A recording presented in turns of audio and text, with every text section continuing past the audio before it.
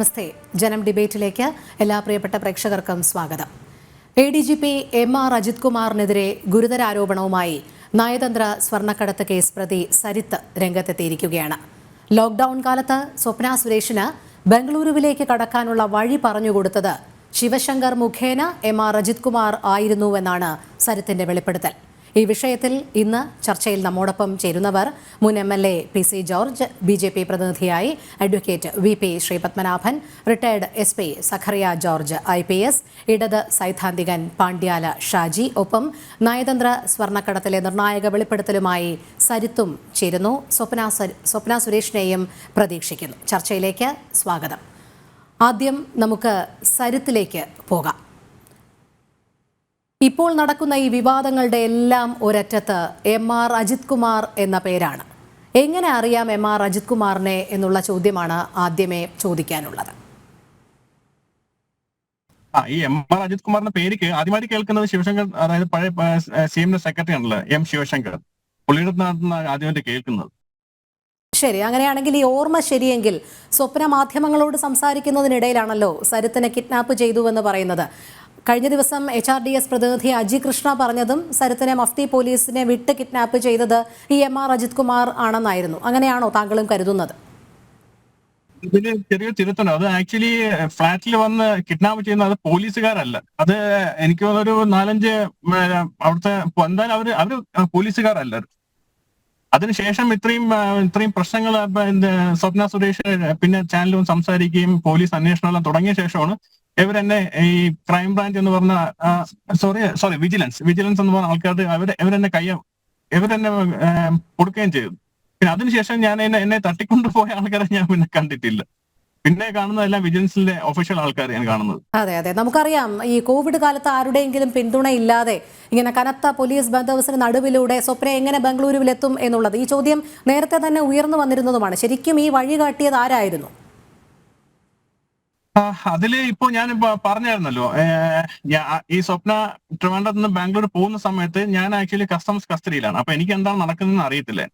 പിന്നെ ഈ customs custody കഴിഞ്ഞു, എന്റെ കാലാവധിയെല്ലാം കഴിഞ്ഞ ശേഷം ഞാൻ സന്ദീപിനെ കണ്ടപ്പോൾ സന്ദീപാണ് എന്റെ അടുത്ത് പറയുന്നത്, ഈ ശിവശങ്കർ സാറാണ് ഇവർക്ക് ഗൈഡൻസ് കൊടുത്തിട്ടുണ്ട്, ഏത് റൂട്ടിൽ കൂടെ പോകുന്നു, എവിടെ സ്റ്റോപ്പ് ചെയ്യുന്നു, ഏത് ഹോട്ടലിൽ അല്ലെങ്കിൽ ഏത് റിസോർട്ടിലാണ് റൂം എടുക്കേണ്ടത് എന്നുള്ള ഗൈഡൻസ് എല്ലാം കൊടുക്കുന്നത് ശിവശങ്കർ സാറാണ്. അപ്പോൾ അതിന്റെ ഇടയിൽ ശിവശങ്കർ സാർ പറയുന്നുണ്ട്, ഈ അജിത് കുമാർ പറഞ്ഞ റൂട്ടിൽ കൂടെ മാത്രമേ നിങ്ങൾ പോകാവൂ. ഈ റൂട്ട് പറയുന്നത് അജിത്താണ് ഈ റൂട്ട് പറയുന്നത്. ആ റൂട്ടിൽ കൂടെ മാത്രമേ പോകാവൂ, അത് മാറി നിങ്ങൾ പോകരുത്, അത് മാറി നിങ്ങൾ പോയി കഴിഞ്ഞാൽ ഞാൻ ഉത്തരവാദിയല്ല എന്ന രീതിയിലാണ് ശിവശങ്കർ സാർ സന്ദീപിന് സംസാരിച്ചത്. സന്ദീപ് എന്നോട് പറഞ്ഞു, അതായത് ഈ MR അജിത് കുമാറിന് ഇങ്ങനെ ഈ വഴി പറഞ്ഞു തരേണ്ടുന്ന എന്ത് ഉത്തരവാദിത്വമാണ് ഉണ്ടായിരുന്നതെന്നാണ് താങ്കൾ കരുതുന്നത്? ഇവര് രണ്ടുപേരും അവരുടെ ഈ CM ഓഫീസിൽ വളരെ വിശ്വസ്തരായ ആൾക്കാരല്ലേ. അതെ, അതായത് ശിവശങ്കറും ADGP MR അജിത് കുമാറും തമ്മിലുള്ള ബന്ധം എന്താണെന്ന് ഇതിൽ നിന്ന് തന്നെ വ്യക്തമാകുകയാണ് അല്ലെ? എന്തായാലും എങ്ങനെയായിരിക്കും ഇവർക്കിടയിൽ ഈ കമ്മ്യൂണിക്കേഷനൊക്കെ ഉണ്ടായിരുന്നത് ഇതുമായി ബന്ധപ്പെട്ട്? തമ്മിൽ കമ്മ്യൂണിക്കേഷൻ എന്താ ഉണ്ടെന്ന് അത് എനിക്ക് അറിയത്തില്ല. പക്ഷേ ശിവശങ്കർ സാർ പറഞ്ഞിട്ടുണ്ട്, ഈ അജിത് കുമാർ എന്ന് പറയുന്നത് പുള്ളിയുടെ ഏറ്റവും അടുത്ത സുഹൃത്താണ്. പോലീസിനെ ഇപ്പൊ നമുക്ക് എന്തെങ്കിലും പോലീസിന് എന്തെങ്കിലും അത്യാവശ്യം ഉണ്ടെങ്കിൽ പറഞ്ഞാൽ മതി, പുള്ളിയെ ഡീൽ ചെയ്ത് തരുമെന്നാണ് നമ്മുടെ അടുത്ത് പറഞ്ഞിട്ടുള്ളത്. അതായത് രക്ഷപ്പെടാൻ സഹായിച്ചതിന് പിന്നിൽ ഈ ഒരു പോലീസ് ബന്ധമാണ്, ഈ പോലീസ് ബന്ധമുണ്ട് എന്ന് സ്വപ്ന പലതവണ മുൻപും സൂചിപ്പിച്ചിട്ടുണ്ട്. പക്ഷേ അതോടൊപ്പം വധഭീഷണിയും ഉണ്ടായിട്ടുണ്ട്. അതിനു പിന്നിലും അജിത് കുമാർ ആണ് എന്ന് താങ്കൾ കരുതുന്നുണ്ടോ? തീർച്ചയായിട്ടും. കാരണം ഇവരുടെ ഫുൾ പ്ലാൻ എന്ന് വെച്ച് കഴിഞ്ഞാൽ സ്വപ്നയെ ട്രിവാൻഡ്രത്തിൽ നിന്നും ബാംഗ്ലൂർ കൊണ്ടുപോവുക, ബാംഗ്ലൂരിന് ശേഷം ഈ സ്വപ്നയുടെ കൂടെ വന്ന ഫാമിലിയെ തിരിച്ച് നാട്ടിലയക്കുക, നാട്ടിലയച്ച് സ്വപ്നയെ ഒറ്റയ്ക്ക് ബാംഗ്ലൂരിൽ നിന്നും ഫ്രം മഹാരാഷ്ട്ര അവിടെ നിന്ന് നാഗാലാൻഡിൽ കൊണ്ടുപോകാനായിരുന്നു ഇവരുടെ പ്ലാൻ. പിന്നെ നമുക്കറിയാലോ, നാഗാലാൻഡിലൊക്കെ എത്തിക്കഴിഞ്ഞാൽ പിന്നെ ആള് ജീവിച്ചിരിപ്പുണ്ടോ ഇല്ലയൊന്നും അറിയത്തില്ലല്ലോ. അതോടെ സ്വപ്നയുടെ കാര്യം കഴിഞ്ഞു. പിന്നെ മുന്നോട്ടുള്ള അന്വേഷണമില്ല, സ്വപ്ന ഒളിവിലാണ്, ഇതുവരെ പിടികിട്ടിയിട്ടില്ല. അതായത് സ്വപ്ന പിടിയിലായതിനു ശേഷവും ഇത്തരത്തിൽ കൂടുതൽ വിവരങ്ങളൊന്നും പുറത്തു വരാതിരിക്കാനുള്ള ശ്രമം നടന്നിരുന്നു. ആ ശ്രമം നടത്തിയതൊക്കെ അജിത് കുമാർ ആണ് എന്ന് തന്നെയാണ് താങ്കൾ വിശ്വസിക്കുന്നത്? തീർച്ചയായിട്ടും.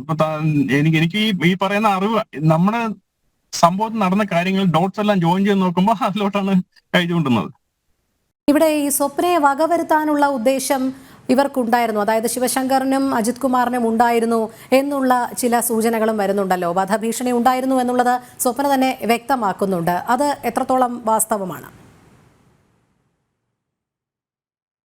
തീർച്ചയായിട്ടും അതിൽ MR അജിത് കുമാറിന് എത്രമാത്രം റോൾ ഉണ്ടെന്ന് എനിക്കറിയത്തില്ല. ബട്ട് ശിവശങ്കർ സാർ പ്ലാൻ ചെയ്തത് ലൈക്ക് സന്ദീപിനെ കൊണ്ട് ചെയ്യിപ്പിച്ചത് അതിന് വേണ്ടിയിട്ടായിരുന്നു, സ്വപ്നം ഇല്ലാണ്ടാക്കാൻ വേണ്ടിയിട്ടായിരുന്നു. കാരണം നാഗാലാൻഡ് എത്തിച്ചു കഴിഞ്ഞാൽ പിന്നെ എന്താണ് സംഭവിച്ചെന്ന് ആർക്കും അറിയത്തില്ലല്ലോ. എന്തായാലും ഇതിൽ അജിത് കുമാറിന്റെ പങ്ക് വ്യക്തമാകുകയാണ്, തെളിവുകളും വരുന്നുണ്ട്. എത്ര നാൾ ഇനിയും കൂടുതൽ അജിത് കുമാറിന് പിടിച്ചു നിൽക്കാൻ കഴിയും? തീർച്ചയായും നമ്മൾ ഇപ്പൊ ഒരു വെളിപ്പെടുത്തൽ നടത്തിയല്ലോ, ഇനി ഇതിന് പ്രത്യാഘാതം ഉണ്ടാവാൻ അത് നമ്മൾ കരുതിയിരിക്കുകയാണ്.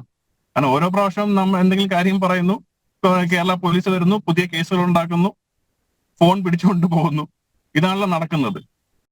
നിങ്ങൾക്കെതിരെ വലിയ രീതിയിലുള്ള ഭീഷണി ഉണ്ടായിരുന്നല്ലോ. അതിൽ പ്രധാനമായും ഉണ്ടായിരുന്നത് മുഖ്യമന്ത്രിയുടെയും മകൾ വീണ വിജയന്റെയും പേര് പറയരുത് എന്ന് തന്നെ ആയിരുന്നില്ലേ? തീർച്ചയായിട്ടും അത് കറക്റ്റാണ്. കാരണം പാലക്കാട് വെച്ച് ഉണ്ടാകുമ്പോൾ ഷാജിഖാൻ എന്ന വ്യക്തി വന്നായിരുന്നല്ലോ. പുള്ളി പറഞ്ഞത് ഇതാണ്, നിങ്ങൾ മുഖ്യമന്ത്രിയുടെ പേര് പറയുന്നത് എന്തിനാണ്? അനാവശ്യമായ കാര്യങ്ങളല്ല നിങ്ങൾ ചെയ്യുന്നത്. നിങ്ങൾ എന്തിനാണ് വയ്യാവേലി തലക്കെടുത്ത് വെക്കുന്നത്? ഇപ്പൊ ഓൾറെഡി 164 കൊടുത്തു, ഇനിയിപ്പോ സ്വപ്ന പോവുക 164 റിട്രീവ് ചെയ്യുക. ഇതായിരുന്നു ഷാജിഖാന്റെ ആവശ്യം. ഷാജിഖാൻ പറയുന്നുണ്ട്, നിങ്ങൾ എത്രയും പെട്ടെന്ന് പറയൂ, തീരുമാനം പറയൂ. ഇതാ കണ്ടോ ADGP എന്നെ ഫോൺ ചെയ്തുകൊണ്ടിരിക്കുകയാണ്. എന്നെ ഫോൺ സ്ക്രീൻ കോൾ സ്ക്രീന് സ്വപ്നയിൽ കാണിച്ചു കൊടുക്കുകയാണ്. ADGP കോളിംഗ് കാണിക്കുന്നു. അപ്പൊ ഈ നമ്മുടെ ഷാജിഖാൻ ഭയങ്കര കമ്പൽ ചെയ്യുകയാണ്. എത്രയും പെട്ടെന്ന് നിങ്ങൾ തീരുമാനം പറയൂ, എനിക്ക് ഈ തീരുമാനം അറിയിച്ചാൽ മാത്രമേ നമ്പർ 1 അടുത്ത് ഈ ADGPക്ക് പോയി സംസാരിക്കാൻ പറ്റത്തുള്ളൂ എന്നാണ് ഷാജിഖാൻ പറയുന്നത്. അതെ, അതായത് ഈ പേര് പറയരുത് എന്ന് പറയുന്നതിൽ നിന്ന് തന്നെ ഈ സ്വർണ്ണക്കടത്ത് കേസിൽ കൃത്യമായ പങ്ക് മുഖ്യമന്ത്രിയുടെ മകൾക്കുണ്ടായിരുന്നു എന്നുള്ളത് തന്നെയാണ് വ്യക്തമാകുന്നത്. നമുക്ക് തീർച്ചയായിട്ടും അത് ഈ അന്വേഷണം നടന്നുകൊണ്ടിരിക്കുകയാണല്ലോ. പക്ഷെ നമ്മൾ ഈ പറഞ്ഞ പോലെ എല്ലാ തെളിവുകളും എല്ലാ സ്റ്റേറ്റ്മെന്റും എല്ലായിടത്തും കൊടുത്തിട്ടുണ്ട്. എന്തുകൊണ്ട് അന്വേഷണം അങ്ങോട്ട് എത്തുന്നില്ല? നമ്മളിപ്പോഴും ഞാനായാലും സ്വപ്നയായാലും നമ്മൾ പ്രതീക്ഷിച്ചിരിക്കുവാണ്. ഈ ഒരു എല്ലാ ദിവസവും എല്ലാവർക്കും ഒളിച്ചിരിക്കാൻ പറ്റില്ലല്ലോ. എന്തെങ്കിലും ഒരു ദിവസം പിടിക്കപ്പെടും. അത് ആ സമയം വളരെ അടുത്തുനിന്നാണ് ഇപ്പൊ ഈ ഉൾപ്പെട്ട സ്റ്റേജെ കണ്ടിട്ട് എനിക്ക് മനസ്സിലായത്. അതെ, ഇതിൽ പലരും ഉൾപ്പെട്ടിട്ടുണ്ട്.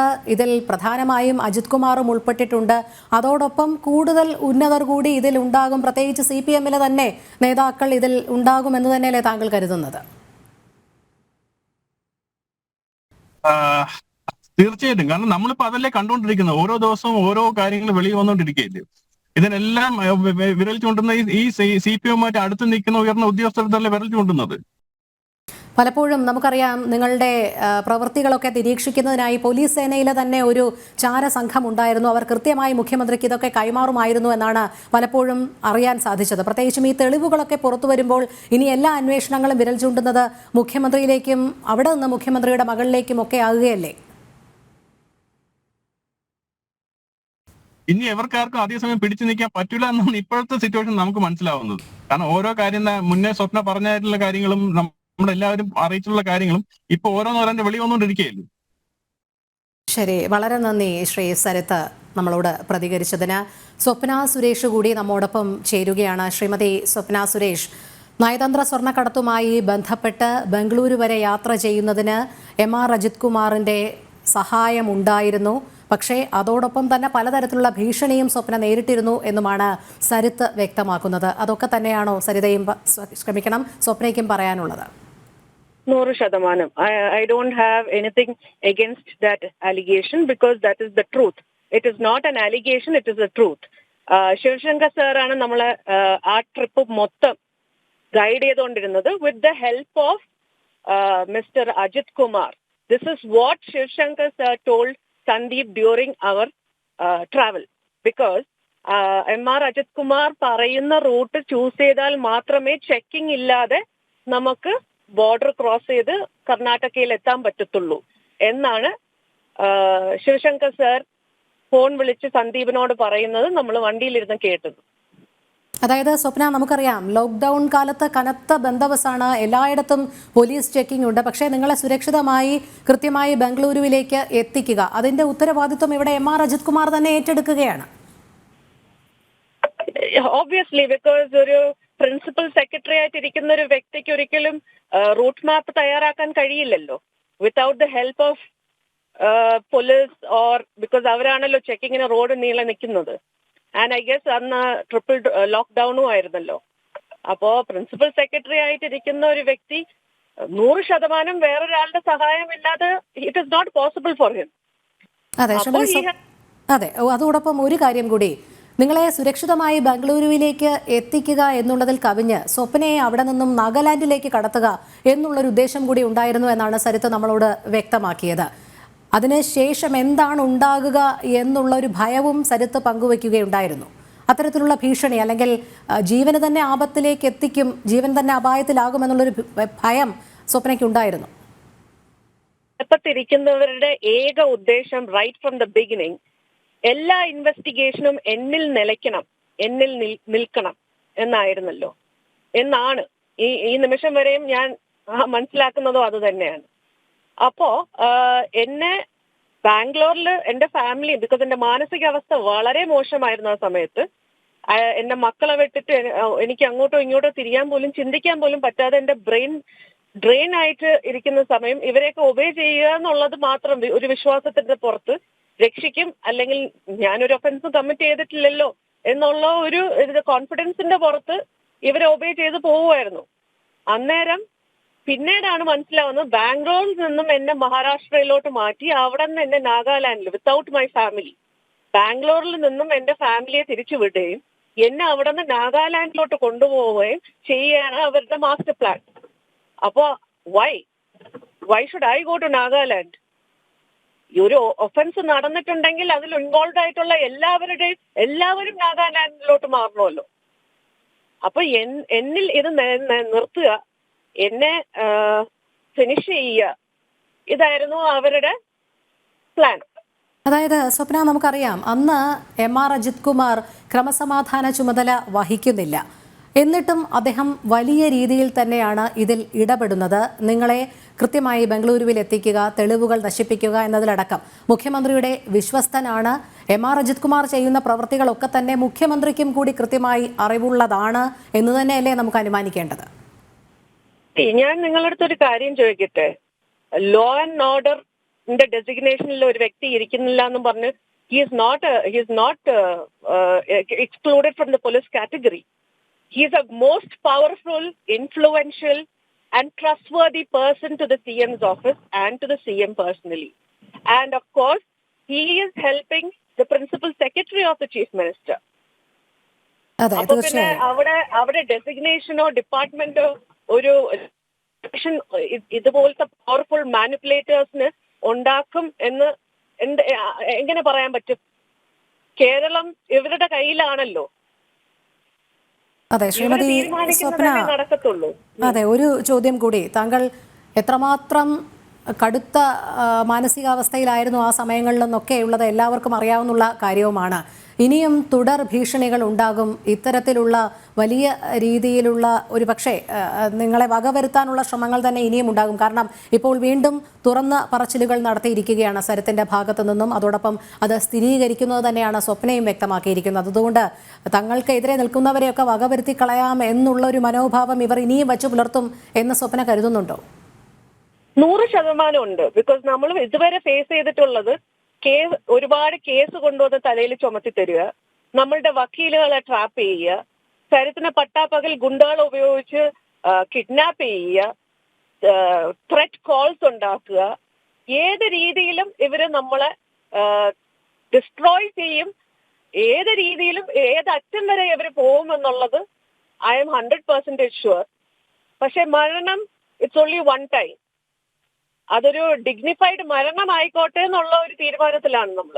ബിക്കോസ് ഞാൻ തുടക്കം മുതൽ അവസാനം വരെ പറഞ്ഞുകൊണ്ടിരിക്കുന്ന ഒരു കാര്യവും ഈ ദൈവത്തിന്റെ സഹായം കൊണ്ട് ഇതേവരെ ഒരു തെറ്റും ഒരു കള്ളവും ഞാൻ പറഞ്ഞിട്ടുമില്ല, ഒന്നും മറിച്ച് തെളിഞ്ഞിട്ടുമില്ല.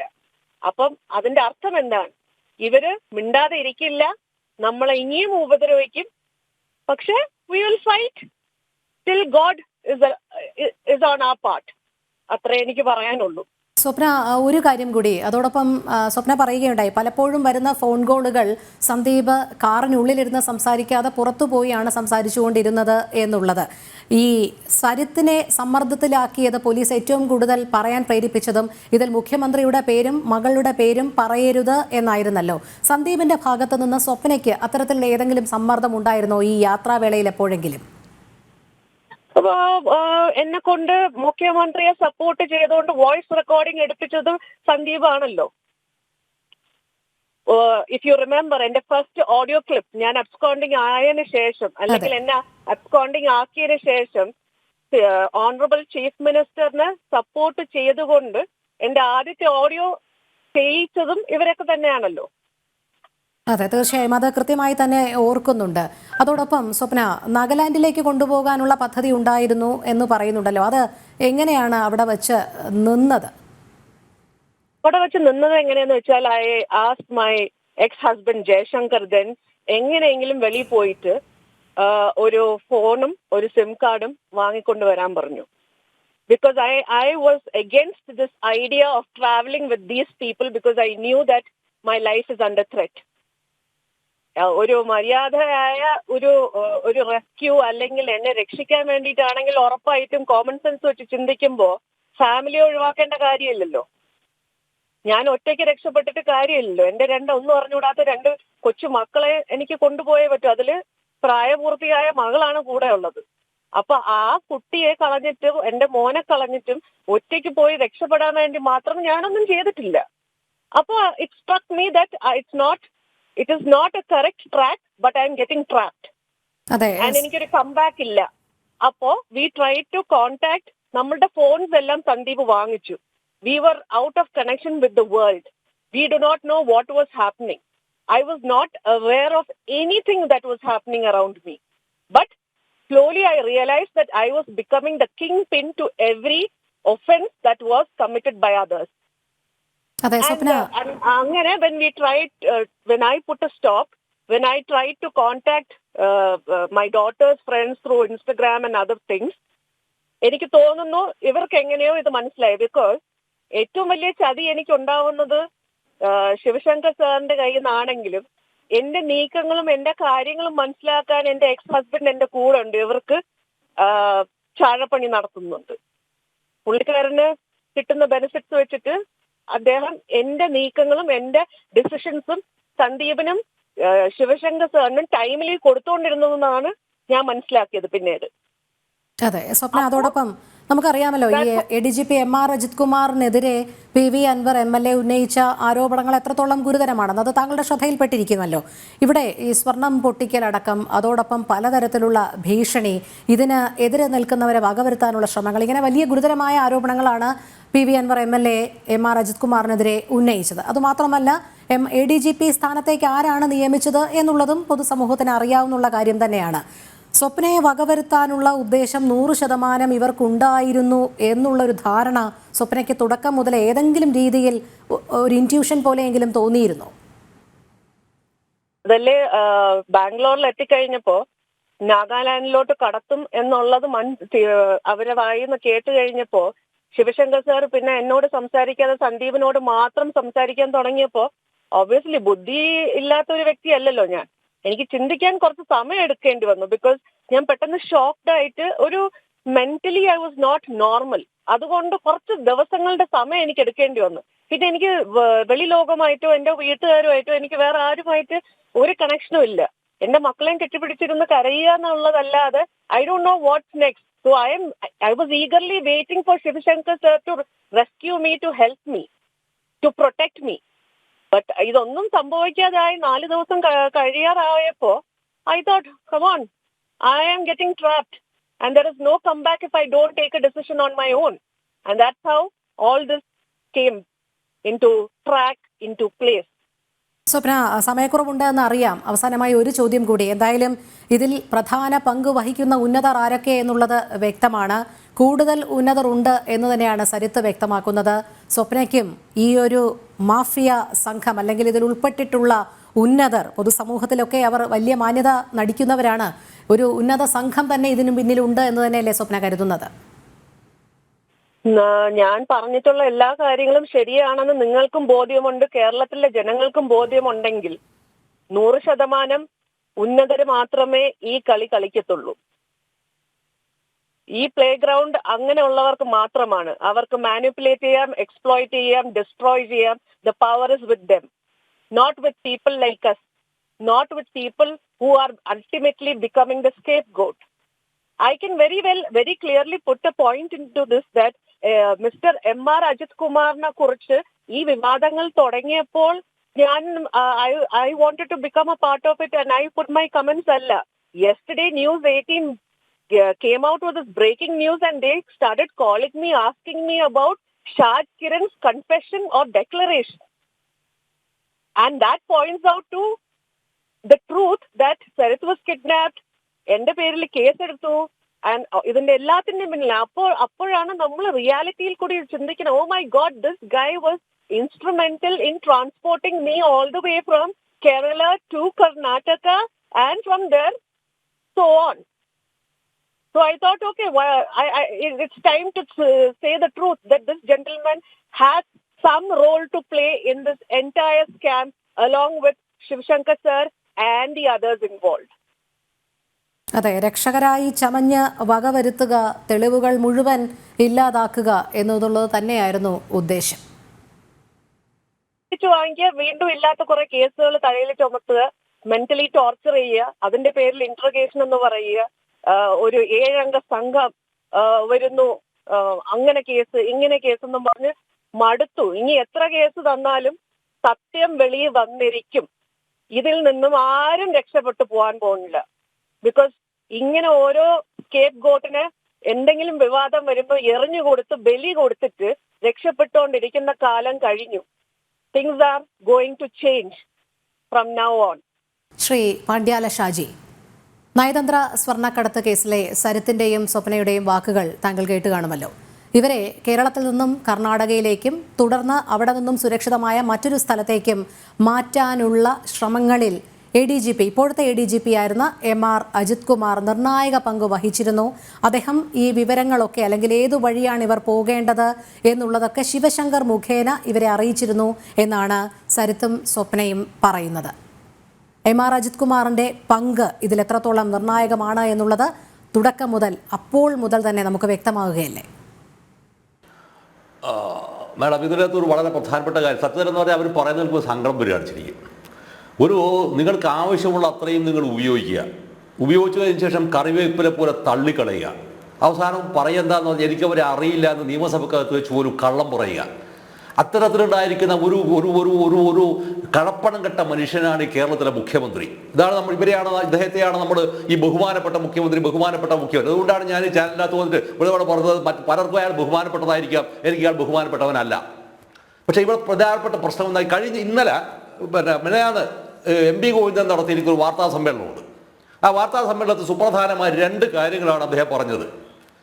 M.R. അജിത് കുമാറിനെതിരെ ഉയർന്നു വന്നിട്ടുള്ള ആരോപണങ്ങൾ എന്താണ് ശരിക്ക്? അത് ഗവൺമെന്റും സംവിധാനവുമായി മാത്രം ബന്ധപ്പെട്ടതാണ്, പാർട്ടിയുമായി ബന്ധപ്പെട്ടതല്ല. രണ്ടാമത്തെ വിഷയം വന്നത് എന്താണ്? മുഖ്യമന്ത്രിയുടെ പൊളിറ്റിക്കൽ സെക്രട്ടറിയുമായി ബന്ധപ്പെട്ട വിഷയവും എന്താണ്? അതും ഭരണപരമായ വീഴ്ചയുമായി ബന്ധപ്പെട്ട വിഷയങ്ങളാണ്, അല്ലാതെ മറ്റൊന്നുമില്ല. അതുകൊണ്ട് തന്നെ ഈ വിഷയം അന്വേഷിക്കേണ്ടത് പാർട്ടിയുടെ ഉത്തരവാദിത്വമല്ല, മറിച്ച് ആരുടേതാണ്? അത് ഭരണപരമായ ഉത്തരവാദിത്വത്തിന്റെ ഭാഗമാണ്. അതിന് ഒരു 7 അംഗ ഒരു പോലീസിന്റെ ഒരു സൈന്യത്തെ, സർവ്വസൈന്യാധിപരായ കേരളത്തിലെ ഏറ്റവും പ്രമുഖനായ അല്ലെങ്കിൽ ഏറ്റവും ഉയർന്ന DGPയെ അതിന്റെ തലവനായി നിശ്ചയിച്ചൊരു കമ്മിറ്റി വെച്ചിട്ടുണ്ട്. 1 മാസത്തിനകം റിപ്പോർട്ട് വരും. അതിനുശേഷം നമുക്ക് ആലോചിക്കാവുന്നതാണ്.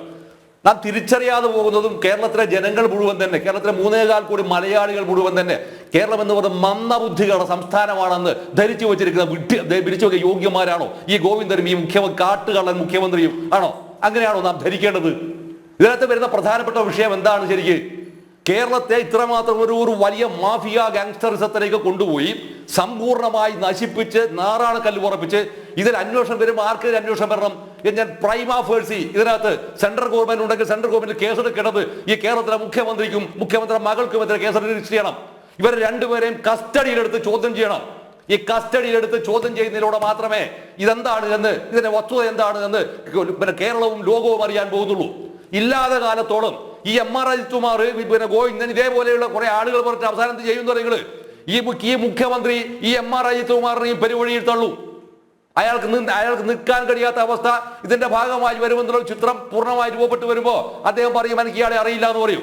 അങ്ങനെ അറിയില്ല എന്ന് പറഞ്ഞിരിക്കുന്ന പ്രധാനിയാണ് ഇപ്പോ തേരാപാരയല്ലെങ്കിൽ പോലും നടക്കുന്ന മിസ്റ്റർ ശിവശങ്കർ. ഇങ്ങനെ ഈ കഴിഞ്ഞ 8 വർഷക്കാലത്തെ മന്ത്രിസഭയുടെ ചരിത്രത്തിൽ ഇയാൾ ചെയ്തു വെച്ചിരിക്കുന്നത് മുഴുവൻ എന്താന്ന് പറഞ്ഞാൽ ജനദ്രോഹം എന്ന് മാത്രമല്ല, ഒരു മനുഷ്യനെ പരസ്പരം വിശ്വസിക്കാനുള്ള സാധ്യതയെ നിരാകരിക്കുക എന്നതാണ്. നോക്കൂ നിങ്ങൾ, ഞാനിപ്പോ സുപ്രിയ സുരേഷ് അപ്പുറത്ത് കേൾക്കുന്നുണ്ടാവുമല്ലോ, ആ സുപ്രിയ സുരേഷും ശിവശങ്കറും തമ്മിലുള്ള ഒരു ബന്ധത്തെ എത്ര ഹീനമായാണ് ഈ മുഖ്യമന്ത്രി എന്ന് പറയുന്നത് ഈ മഹാഭാവി ദുരുപയോഗം ചെയ്തത് അല്ലെ? അവസാനം എന്ത് ചെയ്തു?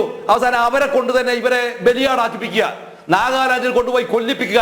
ആലോചിക്കുക, നിങ്ങൾ എത്രമാത്രം ഇൻഹ്യൂമനായിരിക്കുന്ന ഒരു മനുഷ്യനാണ് ഈ കേരളത്തിലെ മുഖ്യമന്ത്രി എന്ന് പറയാൻ, അയാളെ ബഹുമാനപ്പെടുത്താൻ തെണ്ടിക്കടോ സാധ്യമാവുക? ഞാൻ തെണ്ടി എന്ന വാക്കുപയോഗിച്ച് ക്ഷമിക്കുക.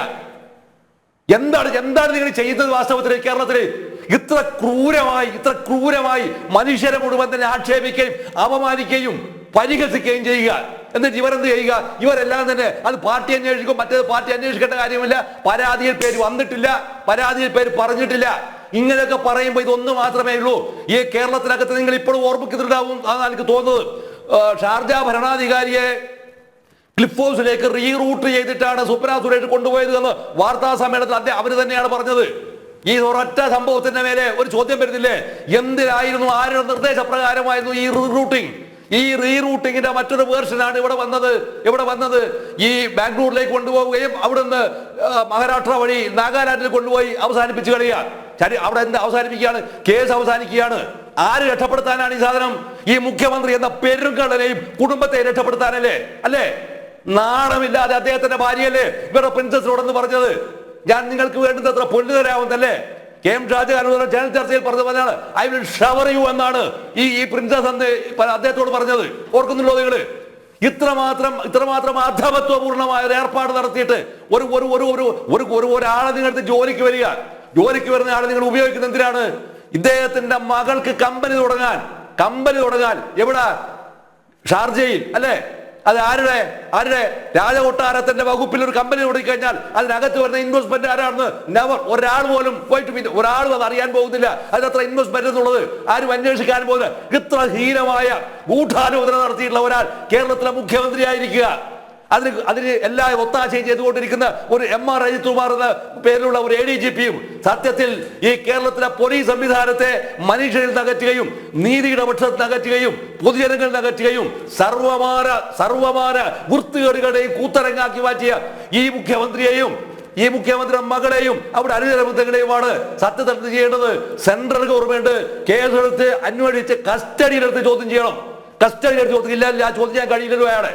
അങ്ങനെ ചോദ്യം ചെയ്യാവുന്ന അവസ്ഥ വന്നാൽ മാത്രമാണ് യഥാർത്ഥത്തിൽ ഉണ്ടാവുക എന്നറിയോ? കേരളത്തിലെ ജനങ്ങൾ ആർത്ത് സന്തോഷിക്കുന്ന ചിത്രം ഉണ്ടാവുക. ഇല്ലെങ്കിൽ നിലവിളികളും കരച്ചിലും മാത്രമായിട്ട് ഇത് അസ്തമിച്ചു പോവുകയാണ്. ഒറ്റൊരു പോയിന്റ് കൂടി ഞാൻ പറയാം. ഒറ്റൊരു പോയിന്റ് കൂടി.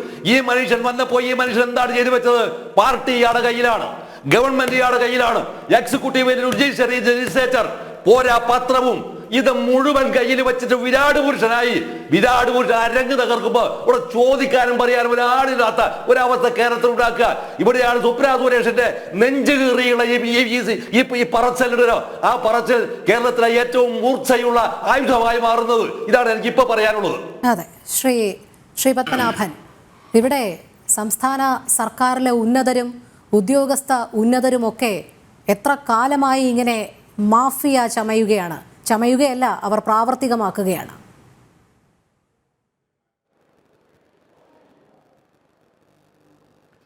അല്ല, ഇതിൻ്റെ ഒരു വശം എന്താന്ന് വെച്ചാൽ, ഈ സ്വർണ്ണ കള്ളക്കടത്തുമായി ബന്ധപ്പെട്ട വിവരങ്ങൾ പുറത്തു വരുന്നത് എൻ്റെ ഓർമ്മ ശരിയാണെങ്കിൽ 2020 ജൂൺ മാസം 30 മറ്റോ ആണ്.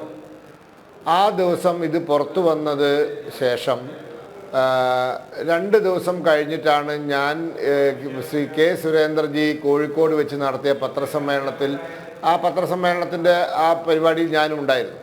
അപ്പോഴാണ് മുഖ്യമന്ത്രിയുടെ ഓഫീസിൽ നിന്നും ഒരു ഫോൺ കോൾ വന്നിട്ടുണ്ട് ഈ കസ്റ്റംസ് ഓഫീസിലേക്ക്. ഈ കൺസൈൻമെൻറ്റ്, അതായത് ഈ കൺസൈൻമെൻറ്റ് പ്രത്യേകിച്ച് ബുദ്ധിമുട്ടൊന്നും ഇല്ലാണ്ട് വിട്ടുകൊടുക്കണം എന്ന് പറഞ്ഞ് ഒരു കൺസൈൻമെൻറ്റ് ഒരു കോള് വന്നിട്ടുണ്ട് എന്നുള്ള കാര്യം അത് സുരേന്ദ്രജി പറയുന്നത്. അതിനുശേഷമാണ് സ്വപ്നയുടെ പേര് വരുന്നത്, പിന്നെ പല ആളുകളിലേക്കും ഈ ആരോപണങ്ങൾ ഇങ്ങനെ പോകുന്നത്. അപ്പോൾ ഒരു സംഗതി എന്താന്ന് വെച്ചാൽ, ആ കാലഘട്ടം നമുക്ക് ഓർമ്മയുണ്ടാവും. 2020 ജൂൺ ജൂലൈ മാസം ഇവിടെ പകൽ നമുക്ക് പുറത്ത് വാഹനത്തിൽ പോകാമായിരുന്നു. പക്ഷേ രാത്രി സമയങ്ങളിൽ വാഹനങ്ങളിൽ പുറത്തു പോകാൻ അനുവാദമില്ലായിരുന്നു. മാത്രവുമല്ല, നമ്മുടെ സംസ്ഥാനം വിട്ടുപോകാൻ പലതരത്തിലുള്ള ബുദ്ധിമുട്ടുകളും വേണ്ടി വന്നിരുന്ന ഒരു സാഹചര്യമുണ്ടായിരുന്നു.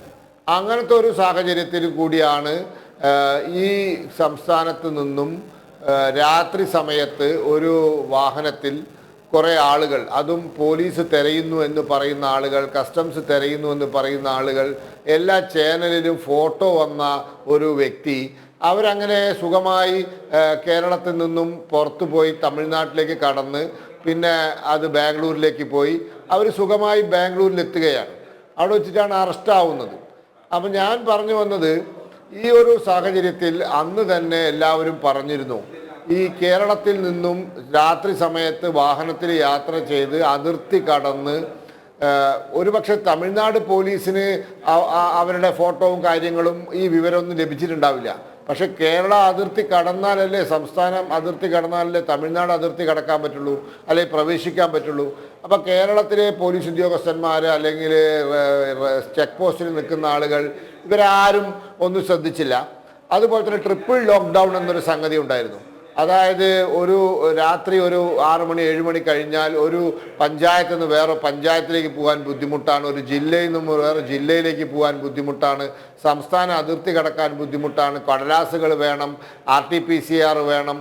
ഇതൊന്നുമില്ലാത്ത ഒരു വ്യക്തി അങ്ങനെ കടന്നു പോകുക എന്ന് പറഞ്ഞാൽ അത് പോലീസിൻ്റെ മൗനാനുവാദം, സർക്കാർ സംവിധാനത്തിൻ്റെ മൗനാനുവാദം ഇല്ലാതെ പോവില്ലല്ലോ.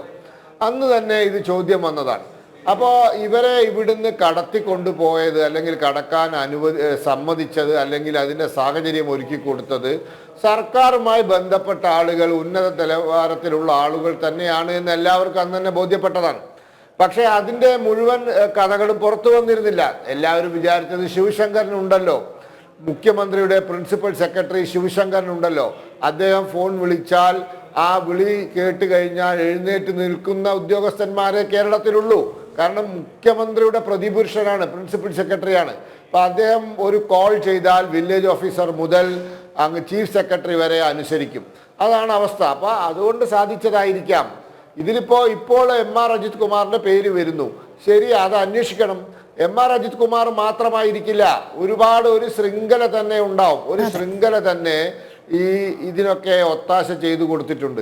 അതിൻ്റെ കണ്ണി എങ്ങോട്ടാണ് പോവുക, അതിന് മുഖ്യമന്ത്രിയുടെ ഓഫീസിൽ ആരൊക്കെയുണ്ട്, എന്തൊക്കെയാണ് സംവിധാനം, ഭരണത്തിലുള്ള ആരൊക്കെയുണ്ട്, അതൊക്കെ വരുന്ന ആളുകളിൽ പുറത്തു വരും. അങ്ങനെ ഒളിപ്പിച്ചു വെക്കാനൊന്നും പറ്റില്ല. ഇതൊന്നും ഇപ്പം നമ്മളാരും പ്രയത്നിച്ചിട്ട് പുറത്തു വന്നതല്ലല്ലോ, സ്വയം പുറത്തു വന്നതാണല്ലോ.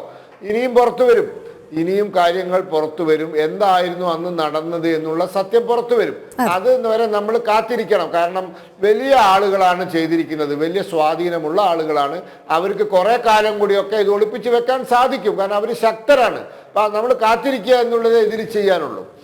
ശ്രീ സഖറിയ ജോർജ്, ഇവിടെ നമ്മളേറെ ചർച്ച ചെയ്യപ്പെട്ടത് തന്നെയാണ്. കാരണം ഈ നയതന്ത്ര സ്വർണ്ണക്കടത്ത് കേസിലെ പ്രതി എങ്ങനെയാണ് ഇത്തരത്തിൽ കനത്ത ലോക്ക്ഡൗണിൻ്റെ സമയത്ത് യാതൊരു നിയന്ത്രണവുമില്ലാതെ അതിർത്തി വിട്ടത് എന്നുള്ളത്. ഇപ്പോൾ അതിന് ഏറെക്കുറെ വ്യക്തത വന്നിരിക്കുന്നു. ശിവശങ്കറിനൊപ്പം ശിവശങ്കറിന് കൃത്യമായ മാർഗനിർദ്ദേശങ്ങൾ നൽകാൻ പുറകിൽ നിന്ന് നയിച്ചത് മുഴുവൻ ADGP MR അജിത് കുമാർ ആയിരുന്നു എന്ന് തന്നെയാണ് സരിത്തും സ്വപ്നയും വ്യക്തമാക്കുന്നത്. അതുമാത്രമല്ല, ഇവരെ എത്രയും പെട്ടെന്ന് കേരളത്തിൽ നിന്ന് കടത്തുക, മറ്റൊരു സംസ്ഥാനത്തേക്ക് എത്തിക്കുക, അവിടെ നിന്നും അതിവിദൂരതയിലേക്ക് തന്നെ കൊണ്ടുപോകുക. ഒരുപക്ഷെ ഈ തെളിവുകളൊന്നും ഇനി സമൂഹം അറിയാത്ത തരത്തിലേക്ക് വലിയ രീതിയിലുള്ള ഭീഷണി വകവരുത്തുക എന്നുള്ള ഉദ്ദേശം തന്നെ ഉണ്ടായിരുന്നു ഇവർക്ക് എന്നാണ് അവർ പറയുന്നത്. താങ്കൾ ഇതിനെ എങ്ങനെയാണ് കാണുന്നത്? ഞാൻ കുറച്ച് നാളുകൾക്ക് മുമ്പ് കോട്ടയത്തു നിന്നുള്ള മീഡിയ മംഗളം എന്ന സോഷ്യൽ മീഡിയ യൂട്യൂബ് ചാനലില് ഞാൻ ഇതിലെ കുറെ കാര്യങ്ങൾ കേൾക്കാൻ ഗീതാ ബക്ഷി എന്ന് പറഞ്ഞ ഒരു ലേഡി ജേർണലിസ്റ്റ് നടത്തിയ ഒരു ഇന്റർവ്യൂ, സ്വപ്നയുമായിട്ടുള്ള ഒരു എക്സ്ക്ലൂസീവ് ഇന്റർവ്യൂ കേൾക്കാൻ ഇടയായി. അതിന്റെ 4 പാർട്ടോളം കണ്ടുണ്ടെന്നാണ് എന്റെ വിശ്വാസം. അതിൽ പറഞ്ഞ മിക്ക കാര്യങ്ങൾ ഇപ്പോൾ സ്വപ്ന പറഞ്ഞത് വ്യത്യസ്തമല്ലാതെയാണ് അവർ പറഞ്ഞത്. അതിനകത്ത് കുറച്ച് ചില മന്ത്രിമാരുടെയും ഒക്കെ ചില മിസ്ബിഹേവിയറിനെ പറ്റിയിട്ടൊക്കെ അവർ പറഞ്ഞിട്ടുണ്ടായിരുന്നു. അതൊക്കെ സവിശേഷതയുള്ള കാര്യങ്ങളാണ്. സാധാരണ ക്യാരക്ടറുള്ള മിനിസ്റ്റേഴ്സ് ആരും ചെയ്യുന്ന രീതിയിലുള്ള കാര്യങ്ങളല്ല അന്ന് സ്വപ്ന പറഞ്ഞ കാര്യങ്ങളിൽ നിന്ന് നമുക്ക് മനസ്സിലാക്കാനും കഴിയുന്നത്. പക്ഷെ സ്വപ്ന ഒരു കാര്യത്തിൽ മാത്രം അതിനകത്ത് സൈലന്റ് ആയി എന്ന് എനിക്ക് തോന്നുന്നു. കാരണം എറണാകുളത്തിലെ എക്കണോമിക് ഒഫൻസ് കോർട്ടിലാണ് കസ്റ്റംസ് ഈ ചാർജ് ഷീറ്റ് പ്ലേ ചെയ്തത്. അതിനകത്ത് 166 കിലോ സ്വർണം എന്ന് പറഞ്ഞതിൽ 30 പരം കിലോയെ കിട്ടിയിട്ടുള്ളൂ. ബാക്കി 136 കിലോ 135 കിലോ സ്വർണം അത് തീർച്ചയായിട്ടും സ്വപ്നയ്ക്ക് അറിയാം. അത് സ്വപ്ന ഡിസ്ക്ലോസ് ചെയ്യാൻ കാരണം ഈ വന്ന സ്വർണങ്ങൾ തിരുവനന്തപുരം എയർപോർട്ടിൽ കൂടെ വന്ന സ്വർണങ്ങളെല്ലാം ഈ പറയുന്ന ഡിപ്ലോമാറ്റിക് ചാനലിൽ കൂടെ തന്നെ വന്നെന്ന് കാൽക്കുലേറ്റ് ചെയ്ത് നോട്ടീസ് കൊടുത്ത് ആ കാര്യങ്ങളെല്ലാം ഉണ്ടായിട്ടുണ്ട്. അപ്പൊ ആ 130 കിലോ സ്വർണം കൂടെ എങ്ങനെ എവിടൊക്കെയാണ് പോയതെന്ന് സ്വപ്ന വെളിപ്പെടുത്തുവാണെങ്കിൽ ഇതിനകത്ത് കുറെ കൂടെ ക്ലാരിറ്റി ഉണ്ടാകും. നമ്മുടെ നാട്ടിൽ നടന്ന ഏറ്റവും വലിയൊരു എക്കണോമിക് ഒഫൻസിന്റെ പൂർണ്ണ ചരിത്രം പുറത്തു വരുമെന്നുള്ളതൊരു സത്യമാണ്. അപ്പം അത്തരത്തിലുള്ള ഒരു അന്വേഷണം വേണം. പിന്നെ അന്ന് സ്വപ്ന പോകുന്ന കാര്യം പറയുമ്പോൾ ഞാൻ കോവിഡ് വാർ റൂമിലായിരുന്നു, എനിക്ക് അവിടെ നടക്കുന്ന കാര്യങ്ങളൊക്കെ അറിയാം. അന്ന് ഈ യാത്ര സംബന്ധിച്ചുള്ള കാര്യങ്ങളൊക്കെ ചെയ്തത് ADGP ഹെഡ്ക്വാർട്ടറായ മനോജ് അബ്രാം ആണ്. അന്ന് ഞാനൊരു സ്ക്രോളിംഗ് ന്യൂസ് കണ്ടു. അവിടെ സെക്രട്ടേറിയറ്റിലെ കോവിഡ് വാർ റൂമിൽ ഇരിക്കുമ്പോൾ, അതായത് സ്വപ്ന സ്റ്റേറ്റ് കടന്നു പോകാൻ വേണ്ടി അവർക്ക് ഒത്താശ ചെയ്തു കൊടുത്തത് മനോജ് അബ്രാം ആണെന്ന് പറഞ്ഞിട്ടുണ്ട്. അന്നത്തെ പിന്നെ ADGP ലോ ആൻഡ് ഓർഡർ എന്ന് പറയുന്നത് ശ്രീ ഷെയ്ഖ് ദർവൈ സാഹിബാണ്. അതായത് ഇന്നത്തെ സ്റ്റേറ്റ് പോലീസ് ചീഫ് ആയിരുന്നു അന്നത്തെ ADGP ലോ ആൻഡ് ഓർഡർ. അത് കഴിഞ്ഞിട്ട് ആ കസേരയിലേക്ക് ഇവിടുത്തെ പല ADGPമാർ തമ്മിലൊക്കെ മത്സരമാണ്. കാര്യം അധികാരമുള്ള പദവികൾ വേണം. കാര്യം ഇവർക്ക് ഭാര്യ വീട്ടിൽ പോയി അവരുടെ പ്രീതി പറ്റണം എന്നുണ്ടെങ്കിൽ law and order khaki uniform വേണം. അപ്പൊ ഇവരെല്ലാം കാക്കി യൂണിഫോം ഇട്ട് കഴിഞ്ഞ് കാക്കിയെയും പോലീസിനെയും വിറ്റാണ് ഇവർ ജീവിക്കുന്നത്. ഇവർക്കാർക്ക് ആത്മാഭിമാനമില്ല, അന്തസ്സില്ല, ഈ രാജ്യത്തിന്റെ ഉത്തമ താല്പര്യങ്ങളെ പറ്റിയിട്ട് അവർക്ക് ഇൻട്രസ്റ്റ് ഇല്ല. ഇതുകൊണ്ടുണ്ടാകുന്ന സാമൂഹ്യ വിപത്തിനെ പറ്റി അവർക്ക് ചിന്തയില്ല. അവരിത്തരത്തിലാണ് ചെയ്യുന്നത്. ഇപ്പം വേണമെന്നുണ്ടെങ്കിൽ ഞാൻ മംഗളം ചാനലിൽ വന്ന യൂട്യൂബ് ചാനലിൽ മീഡിയ മംഗളത്തിൽ വന്ന ആ ഇന്റർവ്യൂവിന്റെ ഡീറ്റെയിൽസ് വേണമെങ്കിൽ ഞാൻ ഇട്ടുതരാം. അത് കാണുമ്പോൾ അറിയാം ഇതിന്റെ പുറയിലുള്ള ഗെയിമൊക്കെ. അപ്പൊ അന്ന് നമുക്കറിയാം, ഇപ്പം ശ്രീ പത്മനാഭൻ അദ്ദേഹം പറഞ്ഞതുപോലെ ഈ വാളയാർ ചെക്ക് പോസ്റ്റും അതുപോലെ മുത്തങ്ങ ചെക്ക് പോസ്റ്റിൽ കൂടെയൊക്കെ ആൾക്കാർ കടന്നു പോകുമ്പോൾ പാസ് കാണാതെ ഒരാളിനെയും വിടത്തില്ല. അടുത്തു പോയി പേഴ്സണലായിട്ട് ചെക്ക് ചെയ്ത് കൺഫേം ചെയ്തതിന് ശേഷമേ വിടത്തുള്ളൂ.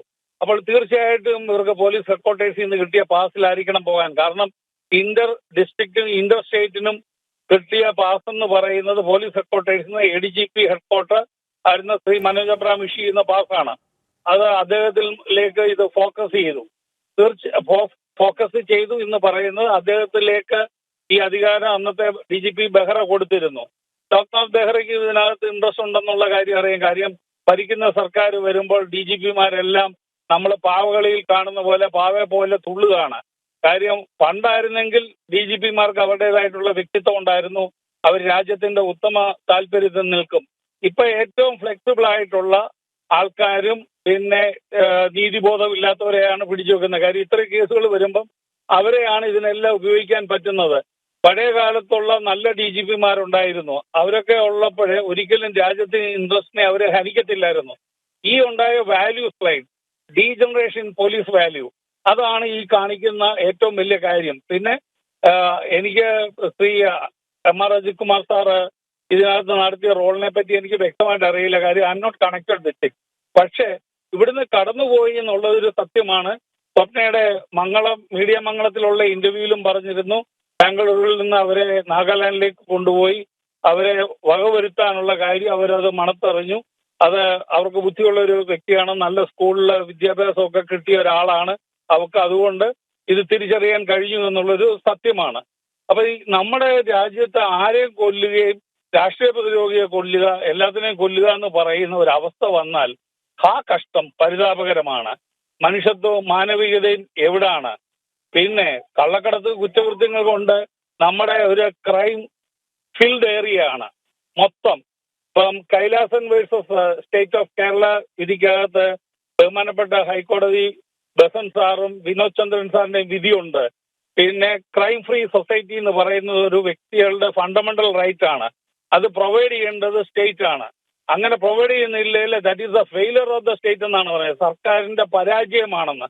ചർച്ചയിൽ നമ്മോടൊപ്പം ശ്രീ PC ജോർജ് ടെലിഫോൺ ലൈനിൽ ചേരുകയാണ്. ശ്രീ PC ജോർജ്, നയതന്ത്ര സ്വർണ്ണക്കടത്ത് കേസിൽ സ്വപ്നയെ അതിർത്തി കടത്താൻ സഹായിച്ചത് MR അജിത് കുമാറാണ് എന്നുള്ള വെളിപ്പെടുത്തൽ ജനം ഡിബേറ്റിലൂടെ സരിത്തും സ്വപ്നയും വ്യക്തമാക്കിയിരിക്കുകയാണ്. ജീവന് ഭീഷണി ഉണ്ടായിരുന്നു എന്നുള്ളതും പറയുന്നുണ്ട്. താങ്കളുടെ പ്രതികരണം എങ്ങനെയാണ് ഈ വിഷയത്തിൽ?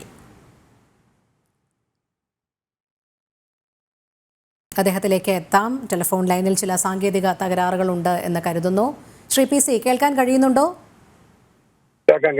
ശ്രീ PC, നയതന്ത്ര സ്വർണ്ണക്കടത്ത് കേസിലെ സ്വപ്നയെ അതിർത്തി കടത്താൻ സഹായിച്ചത് ശിവശങ്കർ മുഖേന ADGP MR അജിത് കുമാർ ആണ് എന്നുള്ള വെളിപ്പെടുത്തലാണ് ജനം ഡിബേറ്റിൽ സ്വപ്നയും സരിത്തും നൽകിയിരിക്കുന്നത്. ജീവൻ തിരികെ കിട്ടിയത് ഭാഗ്യം എന്നാണ് അവർ വ്യക്തമാക്കുന്നത്. കാരണം ഒരു ഭാഗത്ത് സരിത്തിനെ കിഡ്നാപ്പ് ചെയ്തുകൊണ്ടുപോയി മുഖ്യമന്ത്രിയുടെയും മകളുടെയും പേര് പറയരുത് എന്നുള്ള സമ്മർദ്ദം ചെലുത്തുന്ന അതേ മണിക്കൂറിലാണ് സ്വപ്നയെ നാടുകടത്തുന്നത്. കേരളത്തിൽ നിന്ന് കർണാടകത്തിലേക്കും തുടർന്ന് മഹാരാഷ്ട്ര വഴി നാഗാലാൻഡിലേക്കും കടത്തുകയായിരുന്നു ലക്ഷ്യം. എന്തായാലും പരിപൂർണമായ തെളിവുകളൊക്കെ നശിപ്പിക്കുക എന്നുള്ള ഉദ്ദേശം തന്നെയായിരുന്നു അവർക്ക്. വലിയ രീതിയിലുള്ള വധഭീഷണിയും ഉണ്ടായിരുന്നു എന്നാണ് ഇരുവരും നമ്മോട് വ്യക്തമാക്കിയത്. താങ്കൾ എങ്ങനെ കാണുന്നു? അതായത് ഇത് ആദ്യമേലുള്ള ഒരു സംഭവമാണ്. കാരണം ഈ ശരത്തും സ്വപ്ന സുരേഷും ഗോസനത്തിൽ ജോലി ചെയ്യുമ്പോൾ വളരെ വ്യക്തമാണല്ലോ.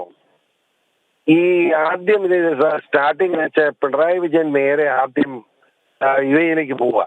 അദ്ദേഹം പോയി കഴിഞ്ഞ പുറകെ 2 ബാഗേജ് പോകാറുണ്ടെന്ന് അങ്ങോട്ട് വിട്ടു.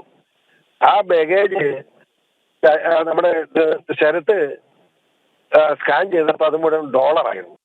അത് പുറത്ത് അത് ഞാൻ അന്ന് പത്രസമ്മേളനം നടത്തിയിട്ടുള്ള ഞാൻ ഓർക്കുകയാണ്, ഓർമ്മയെന്ന് പറയുക.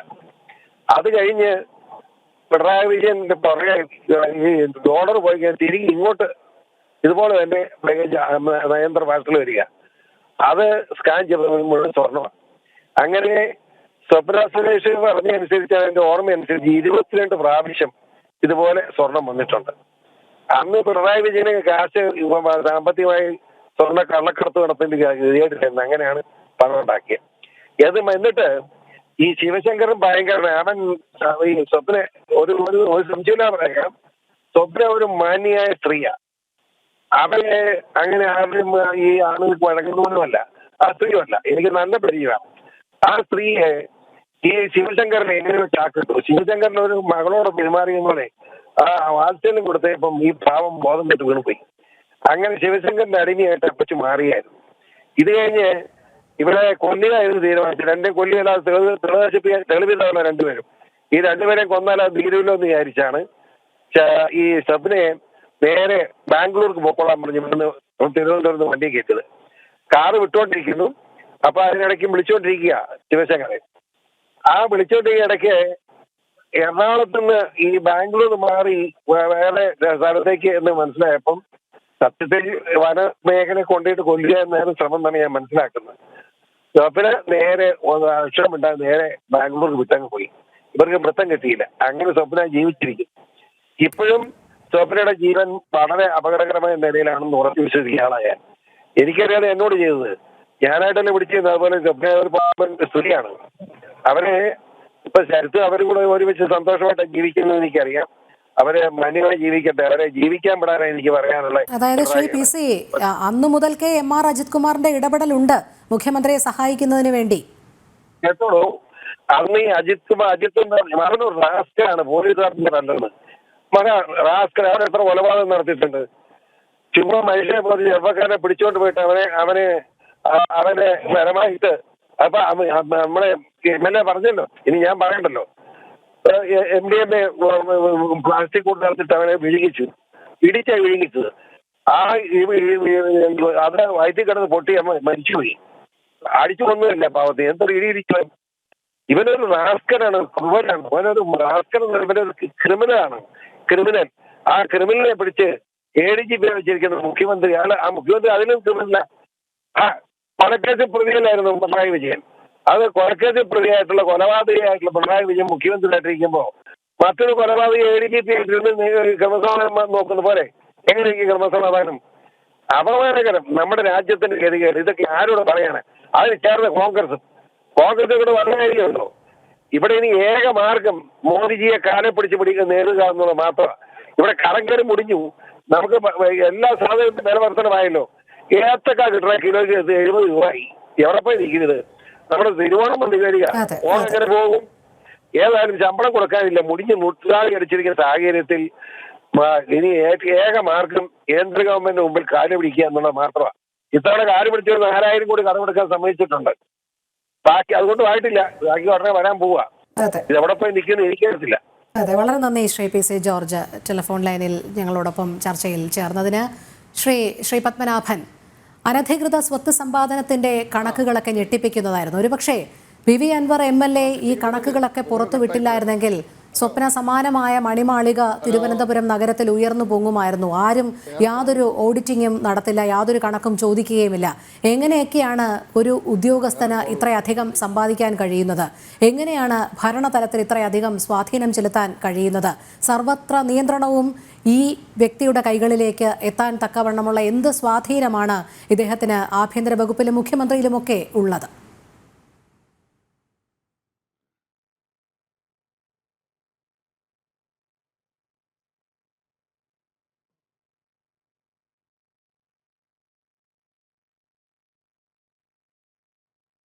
ശ്രീ പത്മനാഭൻ, അദ്ദേഹത്തിലേക്ക് എത്താം. പാണ്ഡ്യാല ഷാജിയിലേക്ക് പോവുകയാണ്. ശ്രീ പാണ്ഡ്യാല ഷാജി, ഞാൻ ചോദ്യം ആവർത്തിക്കുകയാണ്.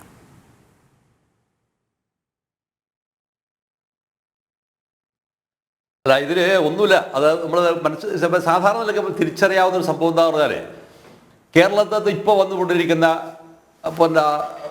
ഒരു കാലയളവിനകത്തെ പോസിബിലിറ്റീസ് എന്ന് ഒരു സംഭവമുണ്ട്. ഈ സർക്കാരിനെ കുറിച്ചും ഈ സർക്കാരിൻ്റെ സംവിധാനത്തെക്കുറിച്ചും. ആ പോസിബിലിറ്റീസിൻ്റെ 95% എന്താണെന്ന് പറഞ്ഞാൽ നിലവിൽ ഉന്നയിക്കപ്പെട്ടിരിക്കുന്ന ആരോപണങ്ങളെ സ്ഥിരീകരിക്കുകയോ സാധൂകരിക്കുകയോ ചെയ്യുന്നതാണ്. അത് പോസിബിലിറ്റിയാണ്.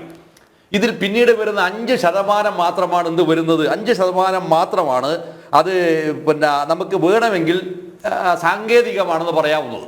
അപ്പോൾ സ്വാഭാവികമായും ഈ 95%ൻ്റെ പോസിബിലിറ്റിയെയാണ് നാം സാധാരണ നിലയിൽ എന്ത് ചെയ്യേണ്ടത്? പരിഗണിക്കേണ്ടത്. അല്ലാതെ 5%ൻ്റെ ഇതല്ല.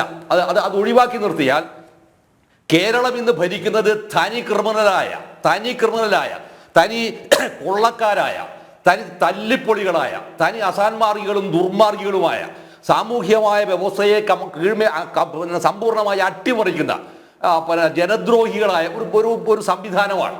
ഇവിടെ ശരിക്കും സംഭവിക്കുന്ന സംഭവം എന്ന് പറഞ്ഞാൽ കേരളത്തിലെ ഒരു മനുഷ്യന്റെ ജീവനും സ്വത്തിനും അവന്റെ സൗന്ദര്യബോധത്തിനും അവന്റെ സാമൂഹ്യ ജീവിതത്തിനും സുരക്ഷയില്ല എന്നുള്ളതാണ്. ഈ സുരക്ഷയില്ലാത്ത ഒരവസ്ഥയെ നിർമ്മിക്കുന്ന ഒരു അവസ്ഥയിലേക്ക് ഈ സ്വർണ്ണക്കടത്തുകൾ കടന്നു വരുമ്പോഴാണ് ഇതെങ്ങനെയാണ് ഒരു കമ്മ്യൂണിസ്റ്റ് പാർട്ടിയുടെ പോളിറ്റ് ബ്യൂറോ മെമ്പറുടെ നേതൃത്വത്തിൽ, അല്ലെങ്കിൽ ഇന്ത്യയിൽ ആകെ ഉണ്ട് എന്ന് പറയുന്ന ഒരു ഇടതുപക്ഷ പ്രസ്ഥാനത്തിന് കമ്മ്യൂണിസ്റ്റ് പാർട്ടി ഓഫ് ഇന്ത്യ മാർക്സിന്റെ ഒരു മുഖ്യമന്ത്രിയുടെ കാർമ്മികത്വം നടക്കുന്നത് എന്നാണ് പരമപ്രധാനമായ ചോദ്യം. കൊലപാതകങ്ങൾ ഇങ്ങനെ ഒരു ഭാഗത്ത് നടത്തുക, മറുഭാഗത്ത് നടക്കുക, ജാതി ചെയ്യുക എന്ന് പറഞ്ഞാൽ ആ ഒരു സുപ്രീം സുരേഷ് എന്ന് പറഞ്ഞാൽ അവരെ ഇങ്ങനെ നാഗാലയിൽ കൊണ്ടുപോയിട്ട് അവരെ ഗൺ ഡൗൺ ചെയ്യുക. അങ്ങനെ ആലോചിക്കുക. നിങ്ങൾ ആരാണ് സർ? നിങ്ങൾ ആരാണ് വാസ്തവത്തിൽ? ഇത്രയേറെ അനീതികൾ ഉണ്ടായിട്ട് പോലും ഈ പൊതുസമൂഹത്തിനകത്ത് നമുക്ക് പിന്നെ ഈ മുഖ്യമന്ത്രിയിൽ വിശ്വാസം രേഖപ്പെടുത്തണമെന്ന് പറയുന്നതിന്റെ യുക്തി എന്താണ് വാസ്തവത്തിൽ? എന്താണ് ഇതിന്റെ യുക്തി? ഈ യുക്തിയാണ് വാസ്തവത്തിൽ ഇവിടെ ഗൗരവതരമായി ചോദ്യം ചെയ്യേണ്ടത്. അങ്ങനെ ചോദ്യം ചെയ്യുമ്പോൾ മാത്രമാണ് ശരിക്കും ഉണ്ടാവുന്നുള്ളൂ ഈ കേരളത്തിനകത്ത് നിന്നിട്ട് ഒരു യഥാർത്ഥമായ പൗരബോധത്തിന്റെ രീതിയിലേക്ക് ഈ സംഭവങ്ങൾ വളർന്നു വരികയുള്ളൂ. ഞാൻ തിരിച്ചാൻ ചോദിക്കട്ടെ, 164 എന്ന് പറയുന്ന കേസ് ഈ റിപ്പോർട്ട് ഇവർ കൊടുത്തതല്ലേ? ഈ 164 ഇവർ കൊടുത്തിരുന്നിട്ട് പോലും എന്താകുന്നില്ല? അതിനെക്കുറിച്ചുണ്ടായിരിക്കുന്ന ഒരു അന്വേഷണമോ അതിനെക്കുറിച്ചുണ്ടാക്കുന്ന നിരീക്ഷണമോ ഇതൊന്നും ഉണ്ടാവുന്നില്ലല്ലോ. ഇതില്ലാതിരിക്കാനുള്ള കാരണം എന്താണ്? അപ്പൊ ഇത് മുഴുവൻ, അതാണ് ഞാൻ പറഞ്ഞത്, ജുഡീഷ്യറിയെ പോലും സ്വാധീനിക്കുന്ന, എക്സിക്യൂട്ടീവിനെ സ്വാധീനിക്കുന്ന, ലെജിസ്ലേച്ചറിനെ സ്വാധീനിക്കുന്ന, PR വർക്കിലൂടെ എന്താ പറയുക പ്രസ്സിനെ നിയന്ത്രിക്കുന്ന, സാമ്പത്തിക മേഖലയുടെ സ്വർണ്ണക്കടത്തൂടെ മറ്റു ഒട്ടനവധി സംവിധാനങ്ങളുടെ അനധികൃത സമ്പാദ്യങ്ങൾ ഉണ്ടാക്കി തീർക്കുക. ആ സമ്പാദ്യങ്ങൾ ഉണ്ടാക്കിയിട്ട് ഏറ്റവും ഭീകരമായ ഒരു ഉദാഹരണമാണ് ഒരു ADGP ഇപ്പോൾ തിരുവനന്തപുരം കവടിയാറിൽ എടുക്കുന്ന ഒരു അതും താഴെത്തെ അണ്ടർഗ്രൗണ്ടിലാണ് ഒരു വലിയ ഒരു നില എന്ന് പറയുന്നത്. നിങ്ങൾക്ക് ഭ്രാന്തുണ്ടോ? വാസ്തവത്തിന് ഭ്രാന്തുണ്ടോ? ഇത്രമാത്രം അർമാദിപ്പോടെ ആഡംബര ജീവിതം നയിക്കാൻ ഇവരെ പ്രേരിപ്പിക്കുന്നത് എങ്ങനെയാണ് ഇത് ഇങ്ങനെ ഉണ്ടാവുന്ന ഒരു ചിത്രം ഉണ്ടാവുക എന്ന് പറഞ്ഞ അർത്ഥം എന്താണ്? ശരിക്ക് ഈ പൊതുസമൂഹത്തിനകത്ത് ഇത് പണമില്ലാത്ത മനുഷ്യന് ജീവിക്കാൻ കഴിയില്ല എന്നും അധികാരവും സ്വാധീനവും ബന്ധങ്ങളും ഇല്ലാത്തവന് ജീവിക്കാൻ കഴിയില്ലാത്ത ഒരവസ്ഥ ഉണ്ടാക്കി തീർക്കുക എന്നതാണ്. നിങ്ങളുടെ അധികാരത്തെയും നിങ്ങളുടെ സ്വപ്നങ്ങളെയും നിങ്ങളുടെ സ്വാതന്ത്ര്യമോഹങ്ങളെയും അത് മുഴുവൻ ഞാനും എന്റെ കിങ്കരന്മാരും നിയന്ത്രിക്കുന്നു പറയുന്ന ഒരു ചീഫ് മിനിസ്റ്റർ ഉണ്ടായിത്തീരുക. എത്ര നാണക്കേടാണ് വാസ്തവത്തിൽ കേരളത്തിൽ ജീവിക്കുക എന്ന് പറയുന്നത്. എത്ര നാണക്കേടാണ്. ഈ നാണക്കേടിനാണ് വാസ്തവത്തിൽ എന്ത് ചെയ്തത്? നേരത്തെ തുടക്കത്തിൽ ഞാൻ പറഞ്ഞത് MP ഗോവിന്ദൻ കൊടുത്തിരിക്കുന്ന ഒരു ഗംഭീരമായ മറുപടിയല്ലേ കൊടുത്തത്. ആ മറുപടിയിലാണ് അദ്ദേഹം പറഞ്ഞത് അത് പാർട്ടിയുമായി ബന്ധപ്പെട്ടതല്ല, സർക്കാരുമായി ബന്ധപ്പെട്ടതാണ്. സർക്കാരുമായിട്ടുള്ള ബന്ധം അന്വേഷിക്കാൻ കമ്മിറ്റിയെ നിശ്ചയിച്ചിട്ടുണ്ട്. ആ കമ്മിറ്റി നിശ്ചയിച്ചു കഴിഞ്ഞാൽ 1 മാസത്തിനകം അതിന്റെ റിസൾട്ട് വരും. അപ്പോൾ വേണമെങ്കിൽ നോക്കാമെന്നാണ്. അർത്ഥം എന്താണ്? കേരളം ഒന്നൊന്നര വിഡ്ഢികളുടെ സംസ്ഥാനമായി ഇവർ പ്രഖ്യാപിക്കലേത്. ഇത്ര അല്പന്മാരാണോ കേരളത്തിൽ ജീവിക്കുന്നത്? ആണോ? അങ്ങനെ കരുതാൻ ന്യായമില്ലാത്തത് കൊണ്ട് തന്നെ തീർച്ചയായും ഇതിനെതിരെ ഉണ്ടാവേണ്ട വലിയ പ്രക്ഷോഭങ്ങളാണ്, നിയമപരമായ പോരാട്ടങ്ങളാണ് ഉണ്ടാവേണ്ടതെന്നാണ് എനിക്ക് ഈ അവസാന ഘട്ടത്തിൽ പിന്നെ പറയാനുള്ളത്. മേഡം, അതെ, ശ്രീ പത്മനാഭൻ, സമയക്കുറവുണ്ട്. എന്തായാലും അങ്ങേയറ്റം കേരളം ഇന്നുവരെ കണ്ടിട്ടില്ലാത്ത മൂല്യച്യുതിക്കും അപജയത്തിലൂടെയുമാണ് ഭരണവർഗം മുന്നോട്ട് പോകുന്നത്.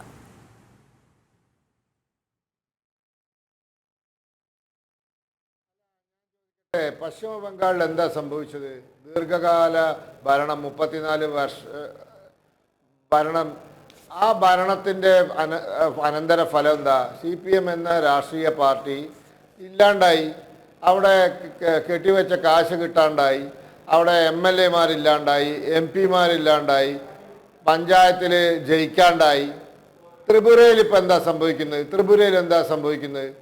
ത്രിപുരയിൽ MLA-മാർ ഉണ്ട്, MP-മാരില്ല. തദ്ദേശ സ്വയംഭരണ സ്ഥാപനങ്ങൾ മുഴുവൻ ഒക്കെ നഷ്ടപ്പെട്ടു. അപ്പോൾ കമ്മ്യൂണിസ്റ്റ് ഭരണത്തിൻ്റെ ഒരു അവസ്ഥ ഇതാണ്. ഇത് ലോകം മുഴുവൻ സംഭവിച്ചതാണ്. ഇത് കേരളത്തിൽ സംഭവിക്കും. ഇത് ദുഷിച്ച് ഈ സംവിധാനം ഇല്ലാണ്ടാവും, ഈ കൊടി ഇല്ലാണ്ടാവും, ഈ പാർട്ടി ഇല്ലാണ്ടാവും.